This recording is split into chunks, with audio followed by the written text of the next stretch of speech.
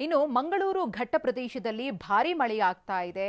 ನೇತ್ರಾವತಿ ನದಿ ತುಂಬಿ ಹರಿತಾ ಇದೆ. ಬೆಳ್ತಂಗಡಿಯಲ್ಲಿ ಅಡಿಕೆ ತೋಟಕ್ಕೆ ಅಪಾರ ಪ್ರಮಾಣದಲ್ಲಿ ನೀರು ನುಗ್ಗಿದೆ. ಗಮನಿಸ್ತಾ ಇದ್ದೀರಿ, ದಕ್ಷಿಣ ಕನ್ನಡ ಜಿಲ್ಲೆಯ ಬೆಳ್ತಂಗಡಿ ತಾಲೂಕು ಮುಂಡಾಜೆ ಗ್ರಾಮದ ಕಾಯರ್ತೋಡಿ ಎಂಬಲ್ಲಿ ಯಾವ ಪರಿ ನೀರು ನಿಂತಿದೆ ಅಂತ ಹೇಳಿ.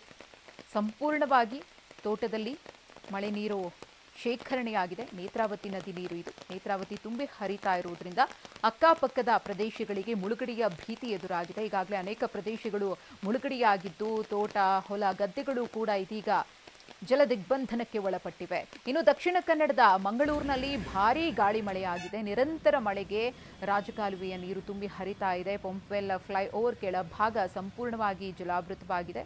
ಗಮನಿಸ್ತಾ ಇರಬಹುದು ಯಾವ ರೀತಿಯಾಗಿ ಅಲ್ಲಿ ಸವಾರರು ಪರದಾಡ್ತಿದ್ದಾರೆ ಅಂತ ಹೇಳಿ. ವಾಹನ ಸಂಚಾರ ಸಂಪೂರ್ಣವಾಗಿ ಅಸ್ತವ್ಯಸ್ತವಾಗಿದೆ. 2 ಗಂಟೆಯಿಂದ ನಿರಂತರವಾಗಿ ಸುರಿದಂತಹ ಮಳೆಯಿಂದಾಗಿ ಒಂದು ಚಿಕ್ಕ ಪ್ರಮಾಣದ ಹೊಳೆಯೇ ಆಗಿದೆ. ಅಲ್ಲಿ ರಸ್ತೆ ಅಲ್ಲ, ಅದು ಹೊಳೆ ಮಾದರಿಯಲ್ಲಿ ಇದೀಗ ಭಾಸವಾಗ್ತಾ ಇದೆ. ಆ ನೀರಿನಲ್ಲೇ ಸವಾರರು ಮುನ್ನುಗ್ತಾ ಇದ್ದಾರೆ. ಬೈಕ್ ಸವಾರರಿಗಂತೂ ಸಂಕಷ್ಟ ಕಟ್ಟಿಟ್ಟ ಬುತ್ತಿ. ದೊಡ್ಡ ದೊಡ್ಡ ವಾಹನಗಳೇನೋ ಸಾಗ್ಬಿಡುತ್ತವೆ, ಆದರೆ ಬೈಕ್ ಸವಾರರಿಗೆ ಈ ರೀತಿ ನೀರು ತುಂಬಿಕೊಂಡಂತಹ ಸಂದರ್ಭದಲ್ಲಿ ಗಾಡಿಯನ್ನು ಚಲಾಯಿಸೋದು ಎಷ್ಟು ದುಸ್ತರ ಅನ್ನೋದು ಗೊತ್ತಿರುವಂತಹ ವಿಚಾರ. ಅಲ್ಲೇ ಕೆಟ್ಟು ನಿಂತು ಬಿಡುತ್ತೆ, ಅದನ್ನು ತಳ್ಕೊಂಡು ಹೋಗಬೇಕಾಗುತ್ತೆ. ಅದೇ ರೀತಿಯ ಚಿತ್ರಣ ಮಂಗಳೂರಿನ ಪಂಪ್ವೆಲ್ನಲ್ಲಿ ಕಂಡು ಬಂದಿರುವುದು. ಗಮನಿಸ್ತಾ ಇದ್ದೀರಿ ಯಾವ ಪ್ರಮಾಣದಲ್ಲಿ ಅಲ್ಲಿ ನೀರು ಶೇಖರಣೆ ಆಗಿದೆ ಅಂತ.